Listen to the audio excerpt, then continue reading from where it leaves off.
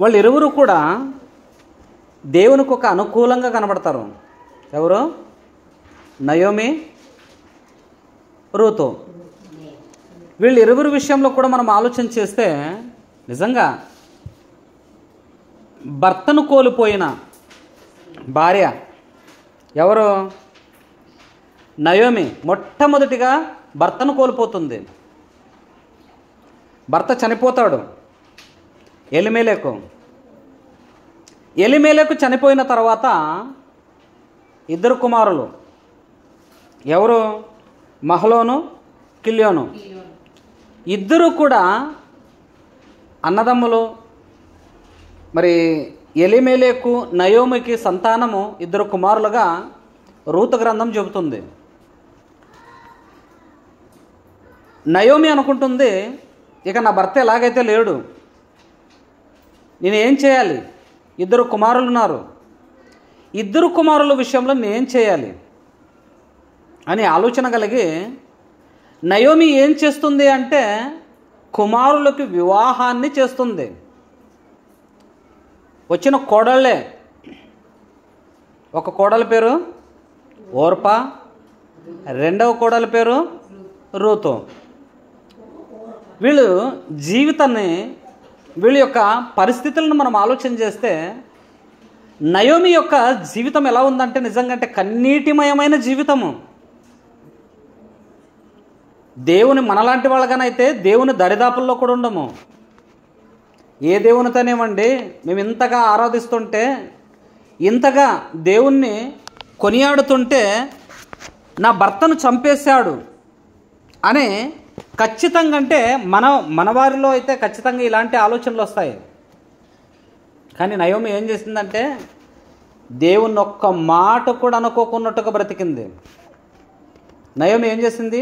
దేవుని ఎప్పుడు కూడా ఏ మాట అనలేదు. ఎలిమెలెకు అంటే భర్త చనిపోయిన తర్వాత కూడా ఆమె ఒక్క మాట కాకపోతే ఒక్క మాట కూడా, ఎందుకు ప్రభువా నా భర్తను తీసుకువెళ్ళావు, నా పరిస్థితి ఏమిటి అని ప్రశ్నించలేనట్టుగా ఉండిపోయింది. ముందుకు రండి అమ్మా, ఇంకొంత ముందుకు రండి.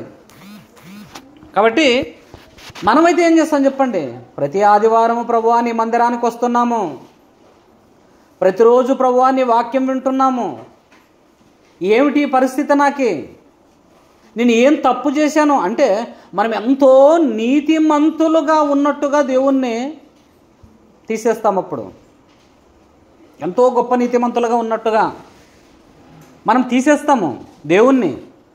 కానీ నయోమి ఏం చేసింది? నయోమి యొక్క జీవితము ఎలా అనుభవించింది? భర్త చనిపోయిన తర్వాత ఇద్దరు కుమారులు వచ్చేసి మహలోను, కిల్యోను. ఇద్దరు కుమారుల విషయంలో ఆమె ఆలోచన చేసిన విధానాన్ని ఒకసారి మనము చదవగలిగితే రూతు గ్రంథము 1వ అధ్యాయము 3-4 వచనాలు. 1వ అధ్యాయము 3-4 వచనాలు. నయోమి పనివిటమైన ఎలిమెలెకు చనిపోయిన తర్వాత ఆమెయు ఆమె ఇద్దరు కుమారులను నిలిచి ఉండురి. ఎవరున్నారు? ఎలిమెలెకు చనిపోయాడు అంటే కిల్యోనికి, మహలోనికి తండ్రి చనిపోయాడు. ఇక తల్లి, ఇద్దరు అన్నదమ్ములు కూడా ఉన్నారు. ఉన్న తర్వాత కిందకి చదవండి. వారు మోయాబు స్త్రీలను పెండ్లి చేసుకున్నారు. వారిలో ఒకదాని పేరు ఓర్పా, రెండవ దాని పేరు రూతు. ఒకదాని పేరు ఓర్పా, రెండవ దాని పేరు రూతు. ఈ ఇద్దరు కూడా పెళ్లి చేసుకున్న తర్వాత నిజంగా చూడండి, నయోమి పరిస్థితిని ఆలోచన చేసుకుంటే ఆ పరిశుద్ధ గ్రంథమైన బైబిల్లో మనము ఆ పరిస్థితులన్నిటినీ కూడా చదువుకోగలిగితే కళ్ళల్లో నీళ్లు ఖచ్చితంగా వస్తాయి. ఎందుకంటే ఆ బాధను మనమైతే భరించలేము. ఆ సహనము, ఆ ఓపిక మనకు రాదు. ఆమె యొక్క జీవితాన్ని ఎలా మలుచుకున్నది, ఎలా ధైర్యం కలిగి నడుచుకున్నది. అందుకే ప్రతి అత్తకు కూడా నయోమి మనసు ఉండాలి. ప్రతి కోడలకు కూడా రూతు యొక్క మనసు ఉండాలి. ఎందుకంటే కోడల యొక్క విచిత్రమైన ఆలోచనలు ఈ మధ్యకాలంలో మనం చూస్తే అత్తామామలని ఏడిపించే పరిస్థితి, అత్తామామలను కొట్టే పరిస్థితి కోడలది. పుట్టింటి నుంచి భర్తింటికి అంటే అత్తామామల ఇంటికి వచ్చిన తర్వాత ఇక పెద్దరికం అంతా కూడా నాదే ఉండాలి, అందరూ కూడా నా చెప్పు చేతుల్లో ఉండాలి, నా మాటే వినాలి. ఇలాంటి దురాలోచనలు కొంతమందిలో ఉంటాయి, అందరిలో కాదు, అందరిలో ఉండవు. కానీ ఆ కొంతమందిని చూసి చాలామంది మంచివారు కూడా తప్పుడు ఆలోచనలు చేస్తూ వెళ్ళిపోతారు. కాబట్టి ఇద్దరు కుమారులకి పెళ్లి చేసింది ఆమె. పెళ్లి చేసిన తర్వాత జరిగిన సందర్భం కూడా ఒకసారి మనం ఆలోచన చేస్తే చూడమ్మా, అదే 1వ అధ్యాయము 6 నుంచి 9 వరకు చదువుకుందామండి. వారికి ఆహారం ఇచ్చుటకు యెహోవా తన జనులను దర్శించెనని ఆమె మోయాబు దేశములో వినెను గనక మోయాబు దేశం విడిచి వెళ్ళుటకై ఆమెయు ఆమె కోడండ్రియు ప్రయాణమైరి. అప్పుడు ఆమె ఉన్న స్థలము నుండి ఆమెతో కూడా ఆమె ఇద్దరు కోడండ్రును అంటే ఈ సందర్భాన్ని మనం ఆలోచన చేసుకుంటూ వెళ్ళగలిగితే ఏం జరుగుతుందంటే, నయోమి చెప్తుంది అంటే పై వచనాలు మనం ఆలోచన చేస్తే ఇద్దరు కూడా చనిపోతారు, కుమారులు ఇద్దరు కూడా చనిపోతారు. కుమారులు ఇద్దరు కూడా చనిపోయిన తర్వాత 5వ వచనం చదవమ్మా. వారు ఇంచుమించు 10 సంవత్సరములు అక్కడ నివసించిన తర్వాత మహులోను కిల్యోనును ఇద్దరును చనిపోయిరి. కాగా ఆ స్త్రీ తాను కనిన 2 కుమారులను తన పెనిమిటియు లేనిదాయను. ఏం జరిగిందంట?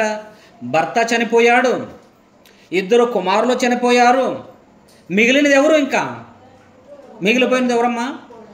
ఆడవాళ్ళు, 3 ఆడవాళ్ళు మిగిలిపోయారు. పరిస్థితి ఏమిటి ఇప్పుడు? మనమైతే ఏమంటాము? ఒక్క మగదిక్కనన్నా మాకు తోడుగా ఉంచలేకపోయావా దేవా అంటాం. మనమైతే అంటామనమా? 100% అంటాం మనము. మేమేం తప్పు చేశాము, మేమేం ద్రోహం చేశాము, మేమేం అన్యాయం చేశాము అని ఈరోజు భక్తి జీవితాల్లో అనేకులు కూడా ఇలాంటి ఆలోచనల ధోరణిలోనే కనబడుతున్నారు. 2 కుమారులు చనిపోయిన తర్వాత ఆమె తీసుకున్న నిర్ణయం ఎలాంటిదంటే చాలా మహా అద్భుతమైన నిర్ణయము.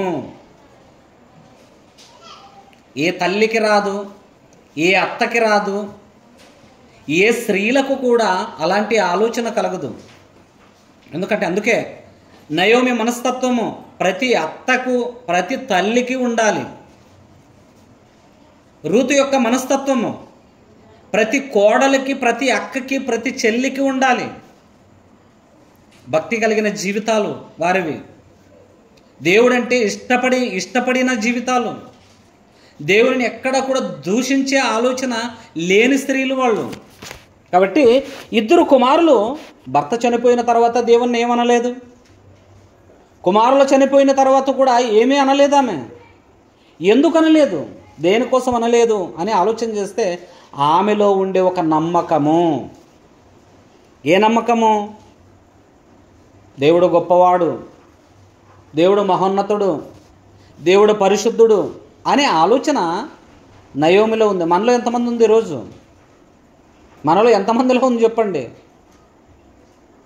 దేవుడంటే దురాలోచన కలిగి, దేవుడంటే ఏదో మనం అడిగినప్పుడు ఇచ్చేవాడని, మన ఆరోగ్యాలు ప్రసాదించేవాడని, మన అవసరాలు తీర్చేవాడని, ఇలాంటి చిన్న దురాలోచనలకు వెళ్ళిపోతున్నామే. కానీ దేవుడు ఎంతో గొప్పవాడు అనే సంగతిని తెలుసుకోవాలంటే నయోమిని, రూతును మనం ఆలోచన చేస్తేనే కానీ మనకు అర్థం కాదు. ఊరికనే బ్రతుకు జీవితంలో స్త్రీ పాత్ర, బ్రతుకు జీవితంలో పురుషుని పాత్ర అనేటట్లుగా ఉండకూడదు. దేవునికి ఎప్పుడూ కూడా దూరం కాక్కున్నట్టుగా బ్రతకాలి. దేవునికి ఎప్పుడూ కూడా ఆరాధిస్తూ ఆయన మహింపరుస్తూనే మనము బ్రతకాలి. ఎందుకంటే దేవుడు అంత గొప్పవాడు.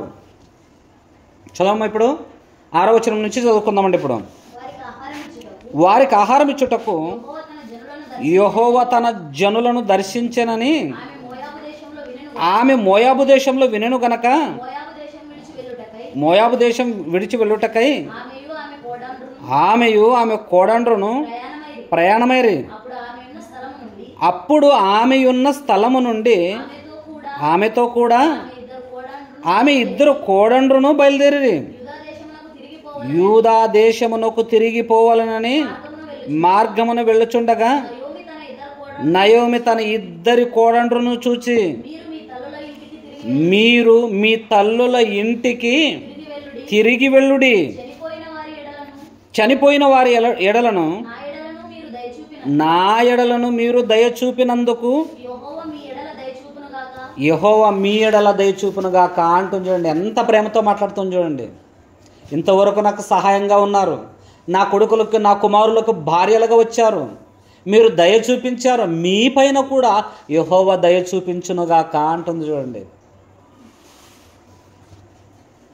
ఇంకేముందమ్మా, దేవుడు ద్రోహం చేశాడు, దేవుడు అన్యాయం చేశాడు మనకి, దేవుడు మన కుటుంబాన్ని సర్వనాశనం చేశాడు, ఇంకా ఎవరింట్లకి వాళ్ళు వెళ్ళిపోండి అన్నట్లుగా మాట్లాడటం లేదు. దేవుడు దయ చూపాడు. ఇంత మంచి మాటలు మనం మాట్లాడగలమా? అదేనండి భక్తి జీవితంలో తల్లి పాత్ర పోషిస్తున్నవారు, అత్త పాత్రను పోషిస్తున్నవారు నయోమిని జ్ఞాపం చేసుకోవాలి. భార్య పాత్రల్లో ఉన్నవాళ్ళు, అక్క చెల్లెండ్రు పాత్రల్లో ఉన్నవాళ్ళు ఏం చేయాలంటే, అంటే ఆ పరిస్థితుల్లో కొనసాగుతున్న వారందరూ కూడా ఏం చేయాలంటే ఖచ్చితంగా అంటే రూతు యొక్క మనస్తత్వాన్ని తెలుసుకోవాలి. దేవుడు అంటే దేవుడు అనేటట్లుగా బ్రతకూడదు, భక్తి అంటే భక్తి అనేటట్లుగా బ్రతకూడదు.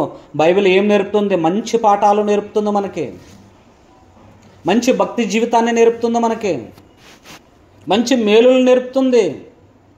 ఎవరో పనికిరాని వారు మాట్లాడుతున్నారు, పనికిరాని మాటలన్నీ కూడా, కానీ బైబిల్ని పాటిస్తే ఖచ్చితంగా అంటే దేశాలే ప్రపంచాలే బాగుపడిపోతాయి.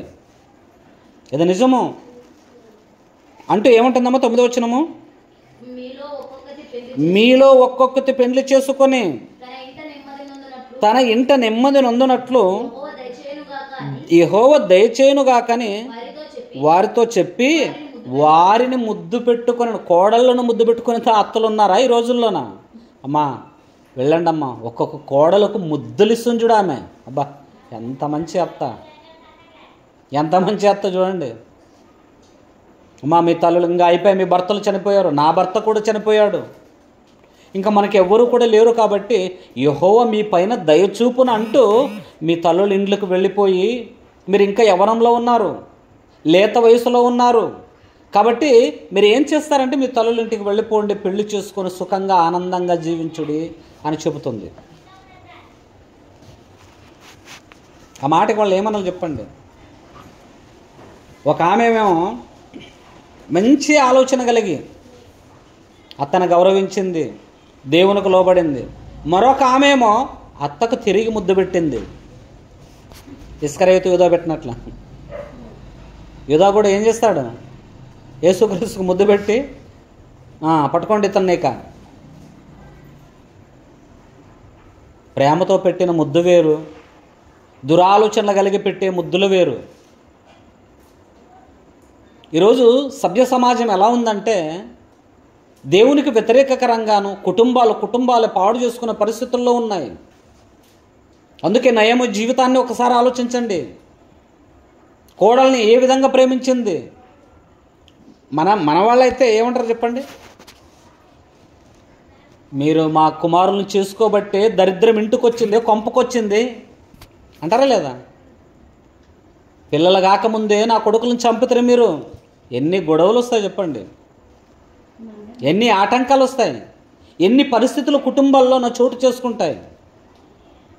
కానీ నయమ అన్నదా, అమ్మా ఇక మనకి ఎవరూ లేరు, దేవుడే దిక్కు, మీ తల్లుల ఇంటికి వెళ్ళిపోండి, మంచిగా మీకు నచ్చిన వారిని పెళ్లి చేసుకొని సుఖంగా ఆనందంగా ఉండడని చెప్పి ఏం చేసిందంటే ఆమె ఒక్కొక్కరికి ముద్దు పెట్టింది చూడండి. ఆమె ఎంత గనురాలు, ఎంత గొప్ప గనురాలై ఉండొచ్చు ఆమె. కాబట్టి దేవుని వర్లారా, దేవుని విషయాలను, దేవుడు వ్రాసిన ప్రతి సంగతిని కూడా ఆలోచన చేసుకుంటూ వెళ్ళిపోతే ఒక అత్త తల్లి అయిపోతుంది, ఒక తల్లి స్నేహితురాలు అయిపోతుంది. బైబిల్ చదివితే, బైబిల్ మాటలు వింటే, బైబిల్ మాటలు వినక, దేవుణ్ణి ఆరాధించక, దేవుని యందు భయభక్తులు లేక బ్రతికే వాళ్ళ యొక్క జీవితాలు ఎలా ఉంటాయంటే గందరగోళము. తల్లిదండ్రులను ప్రేమించే విధానం పిల్లలకు ఉండదు, పిల్లలను ప్రేమించే విధానం తల్లిదండ్రులకు ఉండదు, కుటుంబాన్ని నడిపించే విధానము పెద్దలకు ఉండదు. చిత్ర విచిత్రంగా కుటుంబాలు తారుమారైపోతాయి. ఒక ఇన్సిడెంట్ చెప్తానండి మీకు. చిన్నమ్మాయి 10వ తరగతి చదువుతుందట. జేడిమెట్లలో జరిగిన పరిస్థితి. 10వ తరగతి చదువుతుంది. 10వ తరగతి చదివే అమ్మాయి ఏం చేసిందంటే, ఈ 9వ తరగతి నుంచే, అంటే 9వ తరగతి నుంచే ఆమె ఒక అబ్బాయిని ప్రేమించిందట. ప్రేమించి ఏం చేసిందంటే, మన ఇద్దరికి కూడా ఆటంకంగా ఉంది, మా అమ్మ ముందు దాన్ని చంపేస్తామని చెప్పి 10వ తరగతి చదివే అమ్మాయి తల్లిని చంపింది ఈరోజు, జస్ట్ నిన్నే. ఆ దుర్మార్గుడైన వాడు, ఈ దుష్టురాలనే అమ్మాయి, ఇద్దరు వాళ్ళ జతకి అన్నదమ్ములు ఇద్దరు కూడా వచ్చి ఈమె ఫోన్ చేయగానే రౌడీలుగా వచ్చి ఇంకా బ్రతికిందో లేదో చూసి అలాగే తన్లాడుతుంటే, అలాగే కదలికలు ఉన్నప్పుడు ఏం చేసింది, సుత్తి తీసుకొని మరలా తల మీద కొట్టారట. ఎంత విచిత్రకరంగా ఉంది ఈరోజు సభ్య సమాజము. ఇలాంటి వారికి ఏ పాఠాలు చెప్తే బాగుపడతారు చెప్పండి? దేవుని పాఠాలు వింటున్న మీరు లోకానికి ఒక మాదిరికరమైన బ్రతుకు జీవితాలు బ్రతకాలి. మీ ఇరుగుకి, మీ పొరుగుకి, మీ స్నేహితులతో దేవుని మాటలు, ఈ మాటలే, ఇప్పుడు వింటున్న మాటలే ఇతరులకు చెప్పి నశించిపోతున్న వారిని రక్షించే ప్రయత్నంలో ఉండాలి మనము. ముద్దు పెట్టుకుని చూడండి, ఆమె తొందరగా కూతురును ముద్దు పెట్టుకోలేని తల్లులు ఉన్నారు, తొందరగా కుమారుల్ని ఆశ్రయించలేని తండ్రులు ఉన్నారు ఈరోజు. కానీ నయోమి చేసిన గొప్ప ఆలోచన ఏమిటంటే, మీ తల్లుల ఇంటికి వెళ్ళిపోండి అమ్మాయిక, మీకు వయసు ఉంది, వెళ్ళిపోయి పెళ్లి చేసుకోండి, సుఖంగా ఆనందంగా ఉండండి, మీ జీవితం ఇంకా ఉంది కాబట్టి మీరు వెళ్ళుడి అని చెప్పి, చదవమా 9వ వచనము.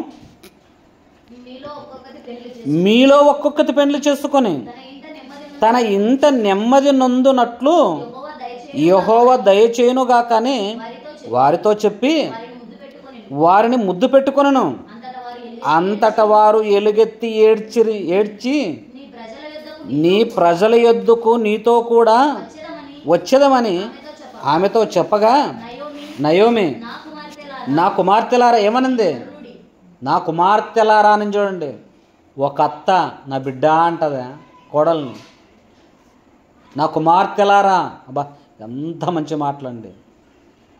ముగ్గురు కూడా ఏడ్చారు. ఏడుస్తామండి, ఖచ్చితంగా ఏడుస్తాము. కానీ మనసులో ఒకటి ఉంటుంది.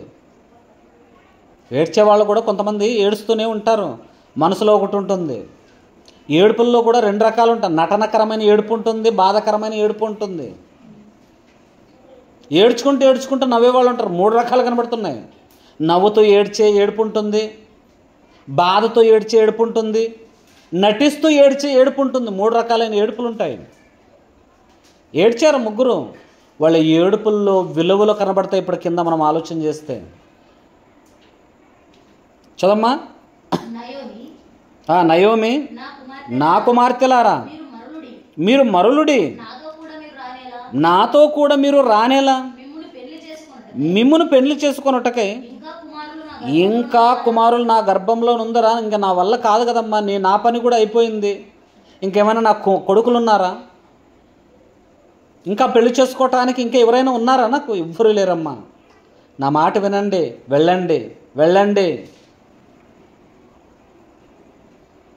ఎలుగెత్తి ఏడ్చింది. ఎందుకు?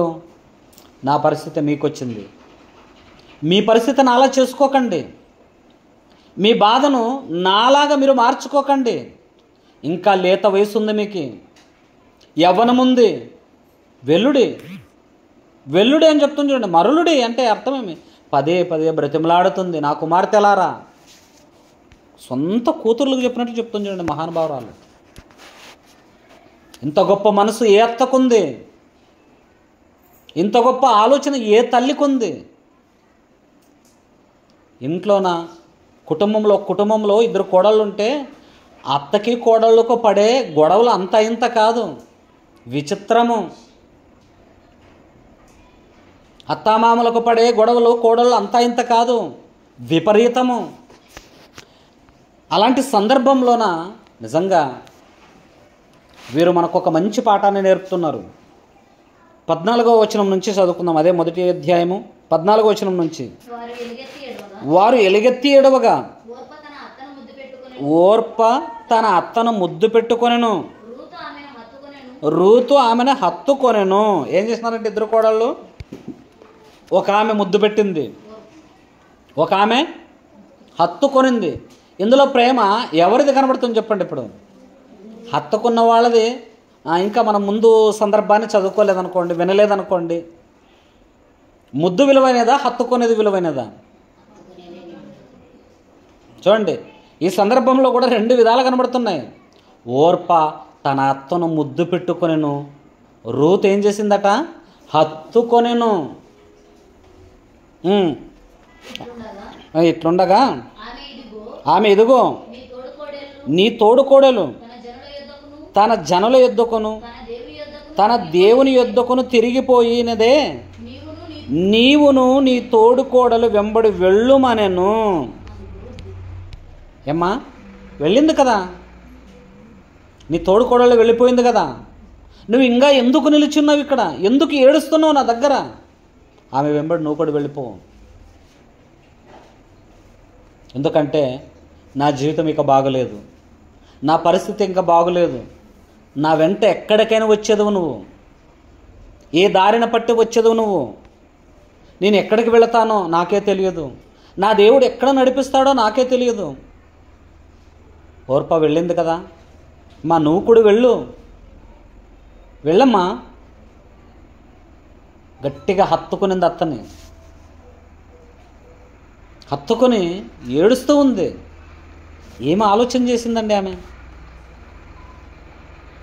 ఎంత ప్రేమ కలిగి ఉంటే హత్తుకొని మనసు వస్తుంది చెప్పండి అత్త మీద. ఈరోజు తల్లిని హత్తుకునే పరిస్థితులు కనబడవు కూతుర్లకి, ఇంకా కుమారులకి. సొంత కన్న తల్లిని హత్తుకునే పరిస్థితులు లేరు. ఇక తల్లిని హత్తుకునే పరిస్థితులే కనిపించవు, ఇక అత్తని హత్తుకునే పరిస్థితులు ఎవరిలో ఉన్నా చెప్పండి? ఈ అత్త ఈ కోడలు సూపర్ అండి అనేవాళ్ళు ఎవరైనా ఉన్నారా మన గ్రామంలో? చెప్పండి, ఎవరైనా కనబడతారా? ఈ అత్త ఈ కోడలు సూపరు, తల్లి కూతురులా ఉంటారు, స్నేహితుల వలె ఉంటారు, భయభక్తులు ఎందు గొప్పవారు, దీటైన వారు, మేలైన వారు అనేటట్టుగా ఎవరి గురించి ఒక్కరి గురించి చెప్పగలమో చెప్పండి? మాట ఎత్తితే ప్రతాపాలు చూపిస్తారు కోడళ్ళు, మాట ఎత్తితే పౌరుషం చూపిస్తుంది అత్త. జీవితం అంటే అది కాదు, ప్రేమతోనే సాగాలి.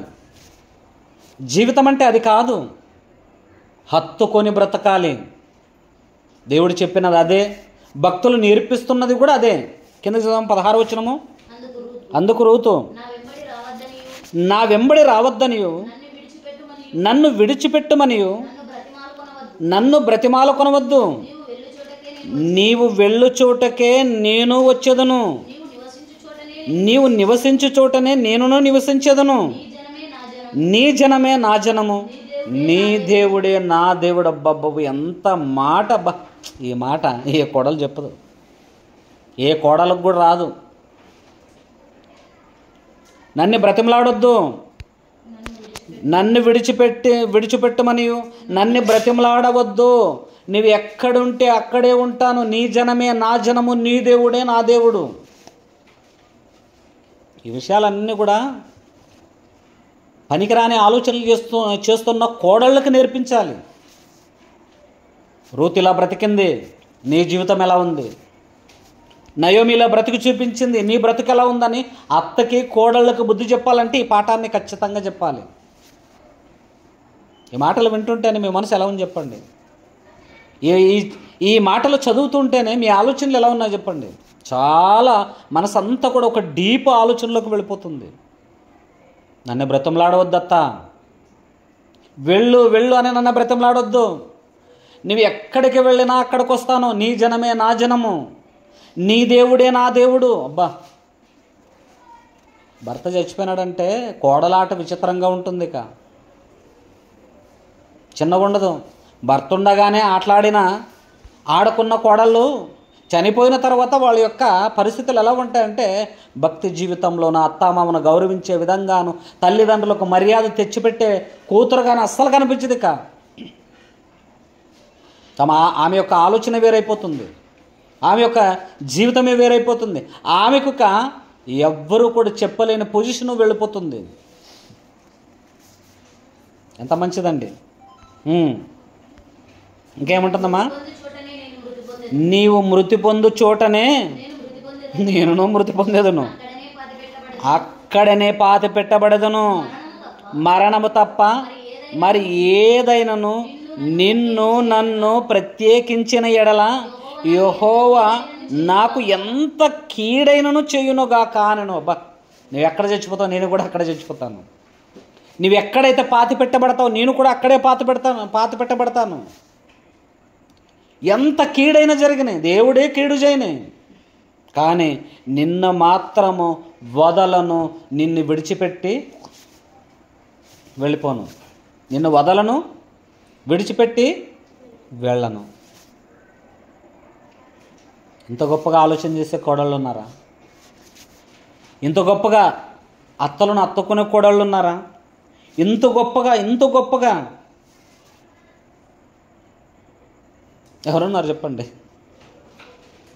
నయోమి జీవితం ధన్యము, రూతు జీవితం మహాధన్యం. ఎందుకంటే ఒక అత్తకు లోబడే తత్వాన్ని ఆమెలో ఎంతగా ఉందంటే అంతగా ఉంది. మనవాళ్ళు కూడా ఈ మధ్యకాలంలోన కోడలు బాగా చేసింది అనుకోండి, అదేమి మా ఇంటి పని మనిషి అనుకుంటారు. నా కోడలు బంగారండి అని చెప్పుకునే వాళ్ళు ఎవరు ఉండరు. నా ఇంటి పని మనిషి కుక్కున్నట్లు చేయాలి. ఎన్ని ఏటిపోట్ల మాటలు మాట్లాడుతుంటారు అత్తోళ్ళు. అత్త కాదమే, అయినా కూడా ఓర్చుకోవాలి. ఆ పరిస్థితులు వచ్చినప్పుడు నీవు ఓర్చుకోవాలి. నీ దేవుని యందు భయభక్తులు కలిగి జీవించాలి. ఈ మాటలు వింటున్న ప్రతి ఒక్కరూ కూడా రూతు మార్గంలో నడిచినప్పుడే మీ జీవితాలు ధన్యమవుతాయి. మీ జీవితాలు మంచి ధన్యకరమైన జీవితాలుగా మారతాయి. కాబట్టి దేవుని వర్లరా, ఈ సందర్భాలన్నీ కూడా చదువుతుండగా నిజంగా నాకు బాధేసింది. ఇలాంటి కోడలు ఎవరు కనిపిస్తారు? కొంతసేపు అలాగే డీప్గా ఆలోచన చేశాను, ఎవరు కనిపించట్లేదు. మరి నాకు తెలియకొక్కున్నట్టుగా ఎవరైనా ఉన్నారేమో. ఏ ఇంటిని పరిశీలన చేసినా కూడా అత్త మనస్తత్వము, నయోమి లాంటి అత్త మనస్తత్వము ఏ అత్తకు ఉండదు. రూతు మనస్తత్వము ఏ కోడలికి ఉండదు, ఏ కూతురికి ఉండదు. ఎంత గొప్పగా బ్రతుకు చూపించారండి. చదువుమా, ఎంత అద్భుతంగా చూడండి. అందుకు రూతు, నా వెంబడి రావద్దనియు నన్ను విడిచిపెట్టమనియు నన్ను బ్రతిమలాడుకొనవద్దు. మొండికేసుకున్నది ఆమె. ఎందుకత్తా నన్ను పదే బ్రతిమలాడుతున్నావు? దయచేసి నీకు మొక్కి చెబుతాను, నన్ను బ్రతిమలాడకు. నీవు వెళ్ళు చోటకే నేను వచ్చేదను, నీవు నివసించు చోటను నేను నివసించేదను. నీ జనమే నా జనము, నీ దేవుడే నా దేవుడు.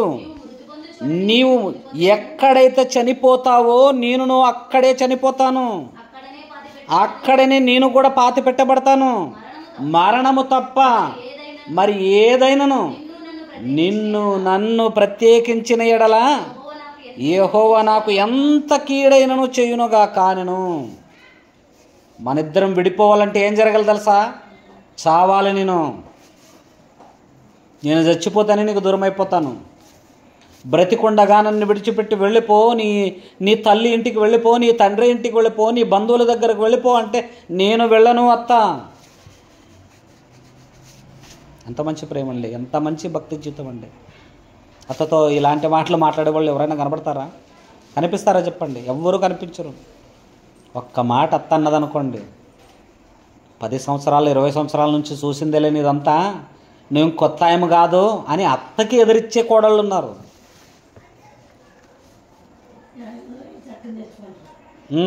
ఇంకా ఇంతకాలము నా మొగుని కంటే ముందు నువ్వే చచ్చినా బాగుండేది, మా మామ కంటే ముందుగా నువ్వే చచ్చినా బాగుండేది, వాళ్ళని చంపేశావు, నువ్వు బ్రతికావు మమ్మల్ని చంపటానికి, మేమెందుకు చేస్తామే, నువ్వు చావు అనే కోడలు లేరా చెప్పండి? ఇంత దౌర్భాగ్యకరంగా బ్రతుకుతున్న పరిస్థితులను మీ జీవితాలకు మంచి పాఠం నేర్పించింది రూతు. మీ జీవితాలకు మంచి పాఠం నేర్పించింది ఒక నయోమి. ఏమండి, ఎక్కడికి ఆలోచన చేసుకోగలిగితే ప్రేమైన వాళ్ళారా, 2వ అధ్యాయము 1వ వచనం నుంచి చదువుకోగలిగితే, ఇప్పుడు 2వ అధ్యాయము 1వ వచనం నుంచి, నయోమి పెనిమిటికి బంధువుడు ఒకడు ఉండెను, అతడు చాలా ఆస్తిపరుడు, అతడు ఎలీమెలెకు వంశపు వాడై ఉండెను, అతని పేరు బోయాజు. ఆ వంశానికి చెందిన వారే ఎవరు? నయోమి పెనిమిటి బంధువు ఒకడున్నారు. ఇంకేముంది, ఇద్దరు కూడా ఎక్కడో వెళ్ళాలి, ఏదో సంపాదించుకోవాలంటే ఈ తరంలో ఈ కాలంలోనైతే ఆడవాళ్ళందరూ కూడా నంబర్ 1గా బ్రతికేస్తారు, బేస్ వండర్గా బ్రతికేస్తారు. ఎలాగంటారా, ప్రతి ఆడ మనిషికి కూడా కూలి పనులకు వెళ్ళిపోతే 300 రూపాయలు 400 రూపాయలు, ఒక్కోసారి ఛాన్స్ దొరికితే నిజంగా ఒప్పందపు పనులకు వెళ్ళిపోతే ఎంత తెస్తారమ్మా? 1000 రూపాయల వరకు కూడా తెస్తారు. ఆ రోజుల్లో అలా కాదమ్మా, గింజలేరుకోవాలి. 4000 పింఛని. భర్త చనిపోతే నిజంగా అంటే ప్రభుత్వం కూడా అంత గొప్పగా పెంచి పోషిస్తుంది. ఏమ్మా, నిజంగా బోయాజు దగ్గరికి వెళ్ళిపోయారు ఇద్దరు కూడా. ఏం చేయాలి, తినడానికి తిండి లేదు. తిండి లేని పరిస్థితుల్లో అత్త చాటున బ్రతికటానికి సిద్ధపడింది రూతు. తిండి లేని పరిస్థితుల్లోన నా కోడలను ఎలాగైనా కూడా పోషించాలని కోరుకున్నది నయోమి. చూడండి కింద చూదమ్మా.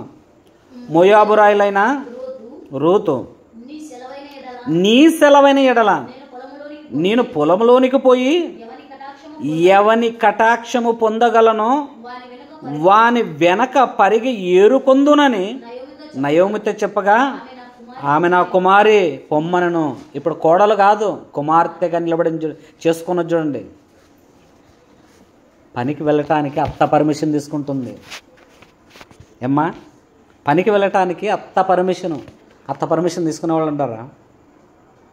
ఏంటి కరస్తావు కుక్క అదరినట్ల? ఏమంటారమ్మా? ఏటకో ఒకసారి సస్తాను. నీకు చెప్పాలనా? ఎంత దౌర్భాగ్యకరమైన మాటలు మాట్లాడతారంటే అంత దౌర్భాగ్యకరమైన మాటలు. పనికి వెళ్ళటానికి అత్త పర్మిషన్ అడుగుతుంది చూడండి. అత్త పర్మిషన్. పొలం లేదు, ఇంట్లో గింజలు లేవు, వాళ్ళ తల వాల్చుకోవటానికి తల దాచుకోవటానికి ఇల్లు లేదు. ఎలా బ్రతకాలి ఇద్దరు కూడా ఆడవాళ్ళు? రూతుకి ఆలోచన వచ్చింది, అత్త నేను పనికి వెళతాను, నీ సెలవైతేనే, నీ ఇష్టమైతేనే నేను పనికి పోతాను.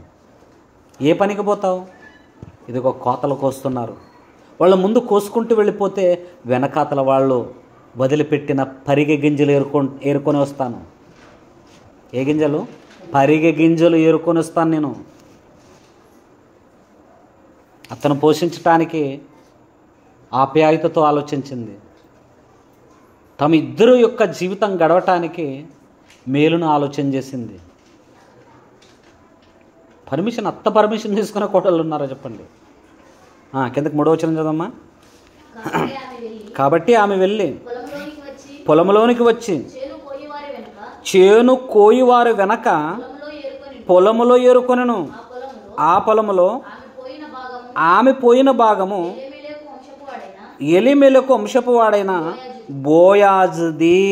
ఎవరు పొలానికి వెళ్ళిందంట? బోయాజు పొలానికి వెళ్ళిందంట. కోత కోసుకుంటూ వెళ్ళిపోతుంటే పరిగి గింజలు ఏరుకున్నదట. అమ్మా, ఎంత నిజంగా కోడలంటే చేతులెత్తి మొక్కాలనిపిస్తుంది నాకైతే. అత్త అంటే చేతులెత్తి మొక్కాలనిపిస్తుంది నాకైతే. మరి మీకేమనిపిస్తుందో? స్త్రీలారా, మీరందరూ కూడా ఆలోచించండి.